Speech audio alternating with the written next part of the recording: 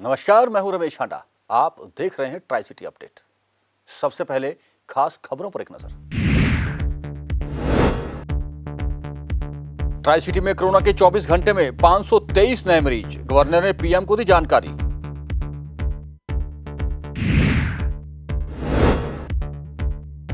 Petroleum पदार्थों को लेकर कांग्रेस का प्रदर्शन, प्रधानमंत्री के पोस्टर पर पोती कालिक।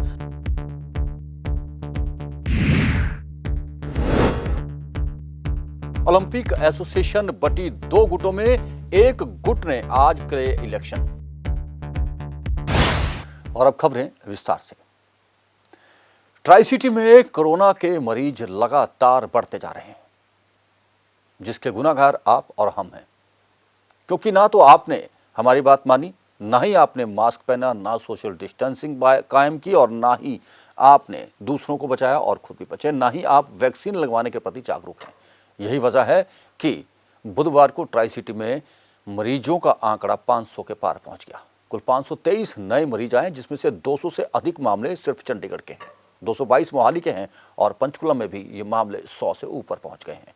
एक व्यक्ति की मौत भी हो गई है। बढ़ती कोरोना मरीजों को लेकर प्रधानमंत्री ने सभी राज्यों के मुख्यमंत्रियों और केंद्र शासित प्रदेशों के प्रशासकों के साथ ऑनलाइन मुलाकात भी की, और सभी मुख्यमंत्रियों और गवर्नरों ने उन्हें कोरोना की ताज़ा स्थिति से अपडेट करवा दिया है, और संभावनाएं जता जा रही हैं कि सख्त आदेश जल्द जारी हो सकते हैं। चंडीगढ़ के स्वास्थ्य निदेशक और अन्य अधिकारियों ने भी चिंता जताई है। उनका कहना था कि अगर इसी तरह लापरवाही जारी रही तो कोरोना के मरीज और बढ़ सकते हैं और सख्त डिसीजन भी प्रशासन ले सकता है। हालांकि पहले ही प्राइमरी स्कूलों को बंद किया जा चुका है। आउटडोर में 200 और इनडोर में 100 से अधिक लोगों की गैदरिंग पर रोक लगा दी गई है। साथ ही साथ होटलों, रेस्टोरेंटों और क्लबों को भी निर्देश दिए गए हैं कि वे कुल कैपेसिटी से आधे लोगों को ही प्रवेश दें। यदि इसकी पालना ना हुई, आपने मास्क पहनकर घर से बाहर ना निकलना शुरू किया, तो आप पर भी सख्त कार्रवाई हो सकती है। इसलिए आपसे फिर से निवेदन है कि कोरोना की गाइडलाइन का पालन करें, खुद भी बचें और दूसरों को भी बचाएं। ट्राई सिटी में कोरोना के केस लगातार बढ़ते हुए नजर आ रहे हैं। बुधवार को कोरोना के केसों में काफी बढ़ोतरी देखने को मिली और ट्राई सिटी में अब तक 400 से अधिक कोरोना के केस सामने आ चुके हैं, जिसके बाद एक बार फिर से चंडीगढ़ प्रशासन की चिंताएं बढ़ने लगी हैं। उधर दूसरी तरफ कोरोना वैक्सीन लगवाने के बाद भी लोग कोरोना पॉजिटिव हो रहे हैं। इस संबंध में चंडीगढ़ स्थित GMSH 16 के medical superintendent doctor VK Nagpal का कहना है कि कोरोना वैक्सीन के बाद लोग अपने आप को सुरक्षित महसूस करने लगे हैं। यहाँ तक तो ठीक है, लेकिन कोरोना के प्रोटोकॉल का पालन नहीं कर रहे। कोरोना वैक्सीन के बाद सिर्फ 60 से 70% तक ही आप सुरक्षित हैं, लेकिन बावजूद इसके लोग मास्क और हैंड सैनिटाइजर और सामाजिक दूरी का पालन नहीं कर रहे, जिसका करना बहुत ही जरूरी है। जी, लोगों की ने जो लापरवाही करनी शुरू की है, उसके परिणाम आपके सामने ही हैं। हम लोग 20 की फिगर तक पहुंच चुके थे। स्वास्थ्य कर्मियों ने, फ्रंट वर्करों ने अथक प्रयास किए थे, जनता का सहयोग मिला था। ये कोविड महामारी अंतिम चरण पर पहुंच गई थी, लेकिन चूंकि लोगों ने सावधानी का उपयोग नहीं किया, मास्क लगाना छोड़ दिया, सोशल डिस्टेंसिंग का पालन नहीं किया, और इसका परिणाम नतीजा आपके सामने ही है कि आज हम लोग 148-149 तक हम लोग यहाँ पे पहुँच चुके हैं। तो जब तक लोग कोविड अप्रोप्रिएट बिहेवियर की पालना नहीं करेंगे, जब तक लोग हाथ नहीं धोएंगे, मास्क नहीं लगाएंगे और इनसे पालना नहीं करेंगे, तब तक ये महामारी का रूप जो है आगे आगे फैलती रहेगी। और वैक्सीनेशन लगाने से, अभी तो देखो टीकाकरण का पहला चरण शुरू हुआ है, धीरे धीरे जैसे गति पकड़ेगा, ऐसे ऐसे ही जो कोविड का जो आक्रमण है वो काफ़ी क्षीण होता जाएगा धीरे धीरे। लेकिन जब तक वो नहीं होता, तब तक लोगों को मापदंड का पालन करना चाहिए। दरअसल क्या हेल्थ डिपार्टमेंट कोई गाइडलाइन जारी करेगा, जैसे मास्क ना लगाना जुर्माना उस पर, या दूरी ना रखना उस पर जुर्माना, कोई ऐसी गाइडलाइन कोई जारी करेगा? देखिए, शासन द्वारा इसके बारे में पूरा प्रावधान किया हुआ है, जुर्माने का प्रावधान है इसके अंदर, और अपना प्रशासनिक अधिकारी इस बारे में इसकी सख्ती से पालना भी अनुपालना करवा रहे हैं। स्वास्थ्य विभाग केवल एडवाइजरी जारी कर सकता है, लोगों को जागरूक कर सकता है। हम लोग इसके लिए आपके माध्यम से भी और अपना समाचार पत्रों के माध्यम से भी हम लोग नुक्कड़ सभाएँ कर रहे हैं, नुक्कड़ नाटक कर रहे हैं। आम जनता को इस बारे में हम लोग जागरूक करने की कोशिश कर रहे हैं कि भैया जब तक आप इन चीज़ों का पालना नहीं करेंगे तब तक हम इस बीमारी से नहीं लड़ पाएंगे। बता दें कि एक बार फिर से चंडीगढ़ में कोरोना के केसों में लगातार बढ़ोतरी देखने को मिल रही है, जिसके बाद एक बार फिर से प्रशासन की चिंताएं बढ़ गई हैं और दूसरी तरफ अस्पतालों में एक बार फिर से कोविड-19 का टेस्ट करवाने वालों की भीड़ देखी जा रही है। पंजाब केसरी टीवी चंडीगढ़ के लिए भागवत सिंह की रिपोर्ट। प्रधानमंत्री की ऑनलाइन हुई मुलाकात के बाद चंडीगढ़ के प्रशासक ने स्वास्थ्य विभाग को निर्देश दिए हैं कि वैक्सीन को लगातार दिया जाए और उसकी संख्या में बढ़ोतरी की जाए, लोगों को अवेयर किया जाए, घर घर जाकर लोगों को जागरूक किया जाए ताकि लोग घर से बाहर निकलें और वैक्सीन लगाएं और कोरोना को रोका जा सके। यही नहीं, उन्होंने प्रधानमंत्री को सूचित किया है कि 12 लाख की आबादी वाले शहर में 2,80,000 लोगों की टेस्टिंग अभी हो चुकी है, लेकिन फिर भी यह कम है। 57,000 लोगों को वैक्सीन लगाई जा चुकी है। प्रशासक ने बताया कि वैक्सीनेशन के 49 स्थान बनाए गए हैं, जिनमें सरकारी और प्राइवेट क्षेत्र दोनों ही शामिल हैं और भविष्य में इनकी संख्या और बढ़ाई जा सकती है। डेराबस्सी के सरकारी कॉलेज में 17 स्टूडेंट कोरोना पॉजिटिव पाए गए हैं। यह स्टूडेंट का एक जत्था जैसलमेर गया था, जहां से वापस आने पर जब उनका कोरोना टेस्ट हुआ तो वह पॉजिटिव पाए गए, जिसके बाद अब कॉलेज प्रशासन ने सख्त निर्देश जारी किए हैं और किसी भी विद्यार्थी को जिन्हें कोरोना हुआ है दूसरों के संपर्क से दूर रहने को कहा गया है। जो विद्यार्थी जैसलमेर टूर पर गए थे उन्हें भी क्वारंटाइन होने के लिए कह दिया गया है।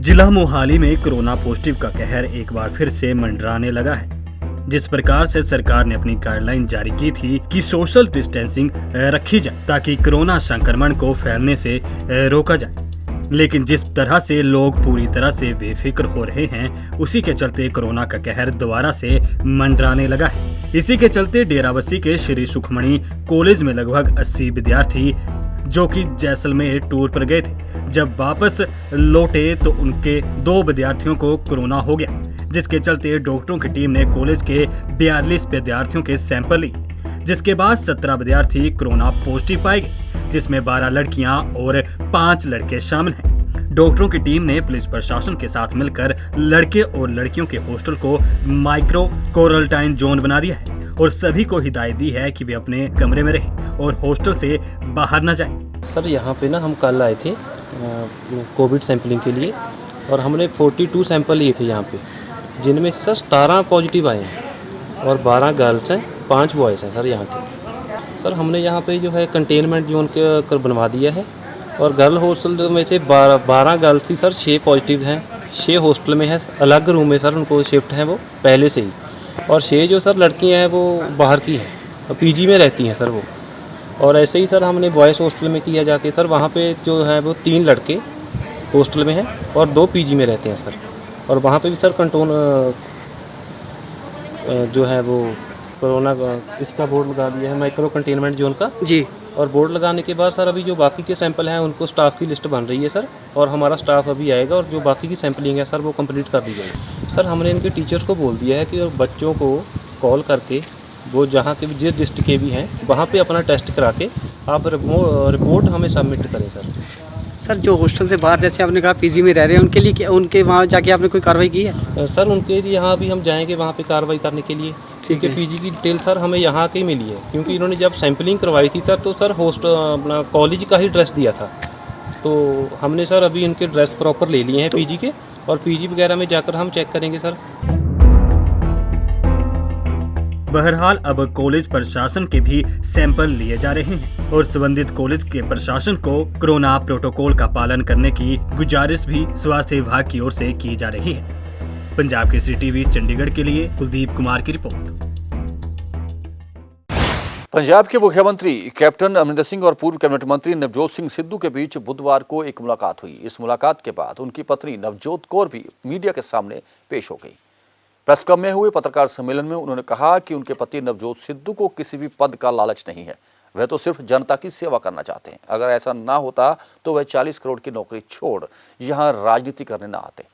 उन्होंने कहा कि मुख्यमंत्री के साथ हुई बैठक में जो भी निर्णय लिया जाएगा वह उसे स्वीकार करेंगे। सिद्धू किन शर्तों के साथ इस बैठक में गए थे इसका खुलासा उन्होंने नहीं किया, ना ही उन्होंने ये कहा कि वे किस मूड में मुख्यमंत्री से मिलने गए हैं। उन्होंने कहा कि बस देखते जाइए आगे आगे होता है। उन्होंने ये जरूर कहा कि 2 सालों से उनके पति को अहम भूमिका दिए जाने की बात की जा रही थी, लेकिन अभी तक दी नहीं गई, जिसका उन्हें मलाल है। देखो मेरे ना पॉलिटिकली नो कमेंट्स हैं, क्योंकि अभी तक मैं 4 साल से बाहर हूँ इनसे, तो मैं पॉलिटिकली कोई कमेंट ही नहीं करना चाहती। मुझे कोई पता ही नहीं कि क्या बात होनी है क्या नहीं होनी। पिछली बार भी मिले थे, बोला था क्रिकेट की डिस्कशन हुई, सो उन्हीं की तरफ से आई तो बेटर है। मेरी कोई भी assumption इस पे कुछ भी नहीं है। कल उन्होंने आपस की बात है दोनों की। कल इमोशनली ट्वीट भी किए हैं उन्होंने, इसको लेकर कुछ कहना है? देखो वही कमेंट करेंगे, आप शाम को उनको मिलोगे ना, आई कैन कमेंट। देखो ये सिटी साहब की मर्जी है, जब उनको लगेगा अगर वो पंजाब के लिए कुछ बेहतर कर सकते हैं, मेरी तरह है ना। अगर हम करोड़ों की 40 करोड़ की नौकरी छोड़ के साल की वो बंदा बैठा है ना, आज वो नौकरी पे भी नहीं जा रहा, वहाँ भी नहीं जा रहा, कि किसान भाई को ये ना लगे कि मुझे छोड़ के इस समय पे ये बंदा अपने पैसे कमाने चले गया। मेरी रोज घर में लड़ाई होती है, फिर भी कहना नहीं मैं नहीं जाना। तो उसका एक मकसद है, वो अपना जीवन एक मकसद से जी रहा है कि वो पंजाब के लिए मरना चाहता है। जिस पोजीशन पे उसे लगेगा कि मैं पंजाब के लोगों की सेवा कर सकता हूँ तो वो करेगा। उसको पद का शौक होता तो वो 1.5 साल से कहीं और बैठ जाता। चंडीगढ़ में चोरियों का सिलसिला थमने का नाम नहीं ले रहा। ऐसी एक चोरी की वारदात को सेक्टर 23 के एक शोरूम में अंजाम दिया गया, जहां पर एक युवक जीन्स देखने के बहाने आया और दूसरे ग्राहक का रखा पर्स लेकर रफू चक्कर हो गया। चोरी की यह सारी वारदात कपड़ों के शोरूम में लगे सीसीटीवी कैमरे में कैद हो गई है। पुलिस इस सीसीटीवी की मदद से आरोपी की पहचान करने का प्रयास कर रही है। मामला दर्ज कर लिया गया है।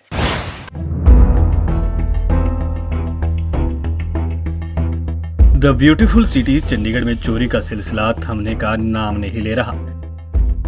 ऐसी ही एक चोरी की वारदात चंडीगढ़ के सेक्टर 23 के एक शोरूम में घटी है, जहां एक युवक जीन देखने के बहाने शोरूम के अंदर आया और दूसरे ग्राहक का पर्स चुराकर रफू चक्कर हो गया। चोरी की ये सारी वारदात कपड़ों के शोरूम में लगे सीसीटीवी में कैद होगी, जिसके बाद इसकी सूचना थाना पुलिस को दी गई। मौके पर पहुंची पुलिस ने मामला दर्ज कर सीसीटीवी फुटेज के आधार पर आरोपी युवक की तलाश शुरू कर दी है।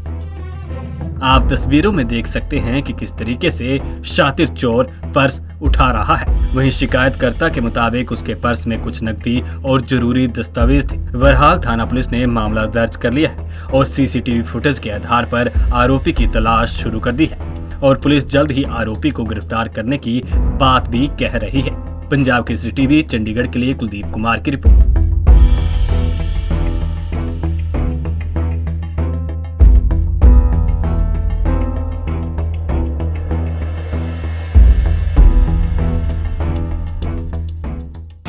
चोरों ने भगवान के घर को भी नहीं छोड़ा है। आपको बता दें कि सेक्टर 31 में शनि मंदिर में भी चोरी हो गई। यह चोरी की घटना सुबह 5:30 बजे पता चली, जब वहां का पुजारी मंदिर को खोलने आया। शनिदेव के मंदिर में काफी नकदी और गहने भी थे और दान पात्र भी चोरी हो गया है। पुलिस ने मामला तो दर्ज कर लिया है, लेकिन अभी तक किसी की गिरफ्तारी की सूचना नहीं थी।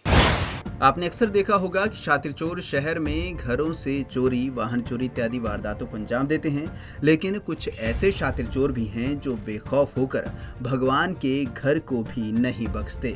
ऐसा ही एक मामला सामने आया है चंडीगढ़ थाना सारंगपुर क्षेत्र के एरिया के अंतर्गत बने शनिदेव मंदिर से। यहाँ शातिर चोर मंदिर में रखा दान पात्र ही चोरी कर ले गए, जिसकी सूचना तुरंत पुलिस को दी गई, जिसके बाद पुलिस मौके पर पहुंची और अपनी जांच शुरू की। पुलिस से मिली जानकारी के मुताबिक पता चला है कि धनास स्थित श्री सनातन धर्म मंदिर में शनिदेव मंदिर बना हुआ है। मंदिर के सेवादार शंकर मंदिर के अंदर बने घर में रहते हैं। उन्होंने बुधवार सुबह करीब 5:30 बजे जब मंदिर खोला तो देखा कि शनिदेव के मंदिर के गेट का ताला टूटा पड़ा है और मंदिर के अंदर रखा गया दान पात्र भी गायब है, जिसकी सूचना तुरंत मंदिर की कार्य कमेटी और पुलिस को दी गई।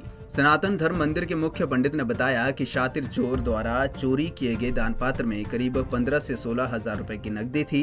मंदिर में रखे सभी दान पात्र आने वाले रविवार को खोले जाने थे, लेकिन शातिर एक दान पात्र खोलने से पहले ही शनिदेव मंदिर से चोरी कर ले गया।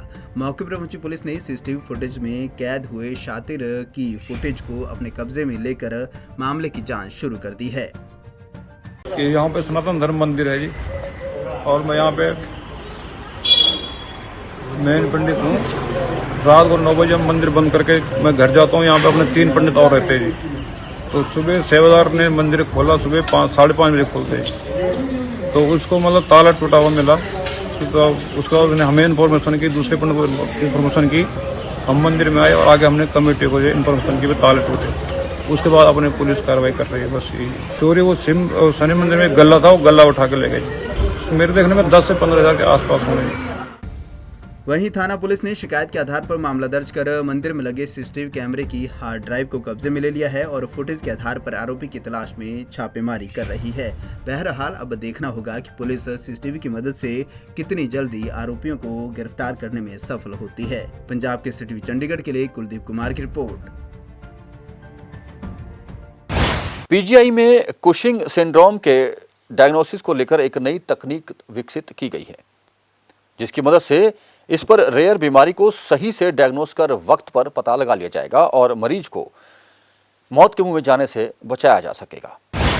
उत्तर भारत के प्रमुख स्वास्थ्य संस्थान पीजीआई ने कुशिंग सिंड्रोम के डायग्नोस को लेकर एक नई तकनीक विकसित की है, जिसकी मदद से अब इस रेयर बीमारी को सही से डायग्नोस कर वक्त पर इलाज किया जा सकेगा। कुशिंग सिंड्रोम एक तरह की हार्मोनल बीमारी है, जिसमें शरीर कोर्टिसोल नामक एक हार्मोन को ज्यादा बनाने लगता है, जिसकी वजह से मरीज को स्ट्रेस, बाल झड़ना, वेट बढ़ना, स्किन पर लाल पैचेस होने लगते हैं। ये एक तरह की रेयर बीमारी है। पीजीआई एंडोक्राइनोलॉजी डिपार्टमेंट के हेड प्रोफेसर संजय बडाडा और डॉक्टर रमा वालिया ने बताया कि नॉर्मल केस में मरीज का डायग्नोज आसानी से हो जाता है, लेकिन इस बीमारी की खास बात यह है कि प्यूटरी ग्लैंड में जो ये ट्यूमर होता है वह इतना छोटा होता है कि मौजूदा तकनीक से डायग्नोज नहीं हो पाता। सिर्फ 60 से 70% मामलों में ही इसे डायग्नोज किया जाता है, लेकिन पीजीआई के एंडोक्राइनोलॉजी और न्यूक्लियर मेडिसिन डिपार्टमेंट ने साथ मिलकर एक नया ग्लेनियम 68C RH सिटी, जो एक तरह का स्कैन है, को खोजा है, जिसकी मदद से इसे आसानी से डायग्नोज कर सर्जरी से रिमूव किया जा सकेगा। तो इसके लिए आप ये इमेजिंग है पेट बेस्ड इमेजिंग। इसमें एक रेडियो आइसोटोप को हमने CRH मॉलिक्यूल से ज्वाइन करा के उसको पेट CT करते हैं। तो इसमें रेडियो एक्टिव आइसोटोप भी यूज़ होता है और CT स्कैन भी होता है पेशेंट का, ब्रेन का और पिट्यूटरी ग्लैंड का स्पेसिफिकली, और वहाँ पे ये लोकलाइज हो जाता है। इसके लिए हमने पेटेंट ऑलमोस्ट 1.5 ईयर पहले अप्लाई किया था। ये ऑलरेडी पब्लिश्ड है। बिफोर वी गेट पेटेंट उसको पब्लिश होना होता है, तो वो ऑलरेडी पब्लिश हो चुका है। उसके बाद it will take time, it's a lengthy process, so we are likely to get patent for that. ये इस इमेजिंग के लिए पेशेंट को ये जो हम रेडियो न्यूक्लियोटाइड आइसोटोप के साथ टैग करके पेशेंट को इंजेक्टेबल दिया जाता है। फिर जैसे नॉर्मल CT स्कैन होता है वैसे पेशेंट का CT स्कैन किया जाता है। सो इसमें ऑलमोस्ट 27 पेशेंट्स को हमने इस स्टडी के लिए लिया था, जिसमें ये सब पेशेंट्स को जिनको 24 पेशेंट्स को कशिंग डिसीज थी, उसमें स्पेसिफिकली ये ट्यूमर को दिखा पाया। बहरहाल इस तकनीक की खोज के साथ ही पीजीआई दुनिया का पहला मेडिकल संस्थान बन गया है, जिसने कुशिंग सिंड्रोम को लेकर ये नई तकनीक इजाद की है। पीजीआई ने इस स्टडी को लेकर पेटेंट भी अप्लाई कर दिया है। पंजाब केसरी टीवी चंडीगढ़ के लिए भागवत सिंह की रिपोर्ट। पेट्रोल की बढ़ती कीमतों के मद्देनजर विरोधी पार्टियां लगातार प्रदर्शन कर रही है। ऐसा ही एक प्रदर्शन कांग्रेस ने भी चंडीगढ़ में किया, जो कि राम दरबार से शुरू होकर सेक्टर 22, 23, 34 और 46 के चौक पर पहुंचा, जहां प्रधानमंत्री नरेंद्र मोदी की तस्वीरों पर कालिख पोती है। चंडीगढ़ ओलंपिक एसोसिएशन 2 हिस्सों में बंट गई है। एक हिस्से की अगुवाई कर रहे हैं महासिंह और दूसरे की अगुवाई कर रहे हैं अमरिंदर बजाज। महासिंह गुट के 4 मार्च को चुनाव हो गए थे, जिसमें सर्वसम्मति से उनके बेटे करणवीर को अध्यक्ष चुन लिया गया था, और इस चुनाव प्रक्रिया में इंडियन ओलंपिक एसोसिएशन के ऑब्जर्वर कुलदीप वस भी पहुंचे हुए थे। जबकि दूसरे गुट की अगुवाई कर रहे अमरिंदर बजाज ने भी आज जनरल हाउस बुलाया और सर्वसम्मति से नई कार्यकारिणी का चयन कर लिया, जिसके अध्यक्ष अमरिंदर सिंह होंगे और उपाध्यक्ष ठाकुर होंगे।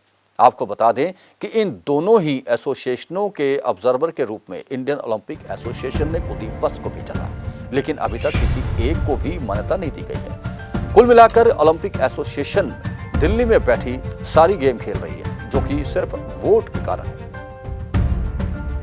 इंडियन ओलंपिक एसोसिएशन नहीं चाहेगी कि किसी भी एसोसिएशन के पदाधिकारी को नाराज किया जाए। ऐसे में हो सकता है दोनों ही एसोसिएशनों को बनकर एक नई एडॉक कमेटी बना दी जाए।